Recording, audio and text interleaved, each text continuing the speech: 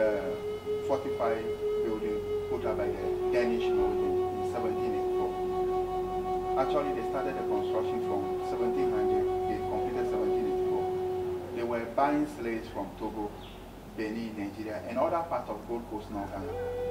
So slaves coming from Togo, Benin, Nigeria were transported by foot into the Fort River.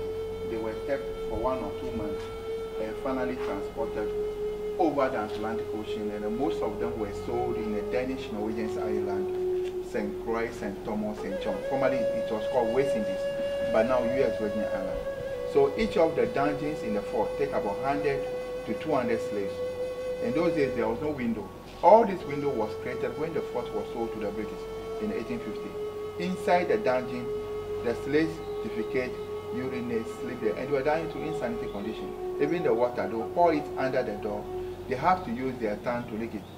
Food were thrown to them, they have to struggle for it, and finally they use hot iron, which bear the name of the company, to mark various parts of their body for easy identification. And the trade by then was so persuasive that even the smallest community, they have to go on a war path in order to secure slaves, to get arms, to defend themselves when attacked. And unfortunate one were them asked to establish slave market. We have the Atoko slave market. The Atoko slave market, just like how Asimanso, Salaga, and Sandema slave market is. So the slaves were put on display like any marketable commodity, and they were sold to the highest bidders. They also used shea butter or palm oil to rub the body of the slave, just to make them very attractive to the buyers. And then Samori and Babatus in the north, they were raiding, kidnapping, and they channeled their slaves through Tetekrachi, that's the northern side of Volta, all the way down here. When the slaves arrived into the fort over here, they were sorted, way branded. They opened their mouth to estimate their age by the state of their teeth. They count the teeth of the slaves. When it's up to 32, they know they're fully grown adults. So children and younger slaves were counted as quarter, half to 10 pieces of cargo, depending upon the estimated commercial value. So they can make 3 children the price of 1 adult slave. So this is the female section of the fort. The other end where the sea have taken part, that's the male portion of the fort.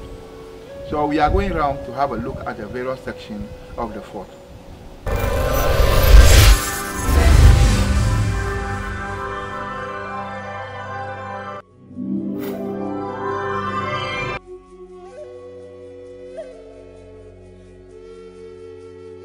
So over here, this where the females lay bath. So when they are taking their bath, governors stand at the top, point at the one here at the mine, sleep with them. That's why you have a lot of mulattoes as a result of that. And then the water they bath remains here in case they are thirsty. They do the same water they were bathing with. So the governor have the chance of selecting. When they conceive, they leave them around, and after delivery, the mother will be taken away, and the child remained with them. They were groomed, they were interpreting the language for them over here. So this is how the fort looked like, and this is how it was before the sea destroyed part of it.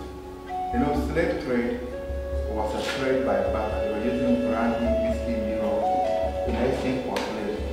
So 500 of this cowries by female slaves and 300 for the male. The male was in the female give birth over there, and they sell to other plantation owners at that place. So this is what we call CD in Ghanaian language. The accounts call it CDL, and we call it Bochi. So when you have a lot of this, it becomes Bochito. So this will become the medium exchange at that time. So 500 for the female, 300 for the male. The female is over there. They sell to other plantation. That's why the female were more expensive than the male slave. So what is the name of Bochito? Bochi, I mean, we call this one in our language Bochi, and then the accounts, they call this one CDL. So our money was named after this. This one we call CD. So Bochi meaning we are money, and then Bochito meaning a rich person. And after this, they use the money called Philip. That's why our great grandfather used to say, Philip Malashino. So Philip was the money he used after the cow wishes. So we have the finish over here. And this over here, this is what we used to smoke the tobacco. You were using this to smoke the tobacco. And it was used to exchange for slaves. And then the stool was taken from our chiefs. Because they put up resistance that they would not allow them to put up the fort. So the town was destroyed. That made our people move from here to where they are now at Bosman. And that's why they celebrate the Keta so much to Zambia. For their migration from there to Ghana. So they are the indigenous of Keta. So they say no, they will not allow them to trade over here. So what happened? The town was destroyed. The town was burned to ash. And our people moved from here to where they are now to establish themselves over here. And that because of that, they celebrate the festival called Keta Somoto to do so.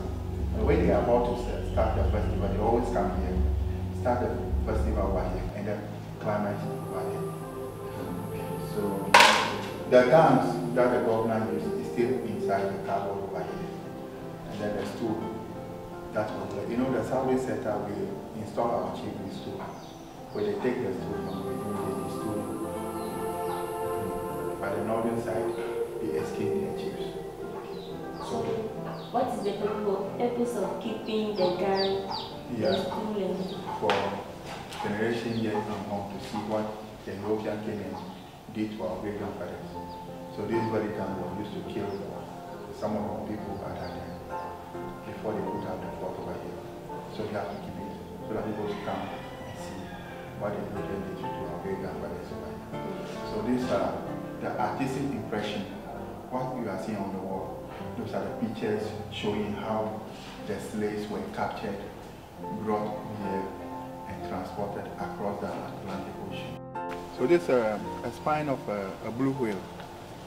You know, a whale is the biggest mammal in the sea. So it was caught by the British when they were occupying this fort. So it has been preserved up to today. To see how strong and fit they are before the battle. So the way the slaves, to see how physically fit and strong they are before. And when they realized that it's losing it, they tied both of them back, thrown into the sea. Because they were in need of strong slaves who can work in the sugarcane or cotton plantation for them. So this is what they used to weigh them. So this is what they used to grind the corn. They don't have corn machines, so they rely on this for their corn flour. Even they will be in shackles before doing the grinding over here. And this is what we call in our language Keta. Traditionally, when our mothers married, they take a to their marital home. When they divorce, they have to move. So moving from one man to another, I call it Volta River. So this is what they used to grind the corn in those days. And that's the cooking pan that you can see over there with the firewood. Over here, this is one of the rooms where they kept the strong slaves. The hard ones were kept over here. The chains that they used to secure them by two stay here. They use their fingers to scratch above the wall and the floor. The chain that were used to chain their neck, their leg, and this is what they used to carry the dead one, the stretcher. The hat used by the slave masters, and then the key they used to open some of the shackles. So this is one of the rooms or the dungeon they kept our great grandfathers, our great grandmothers before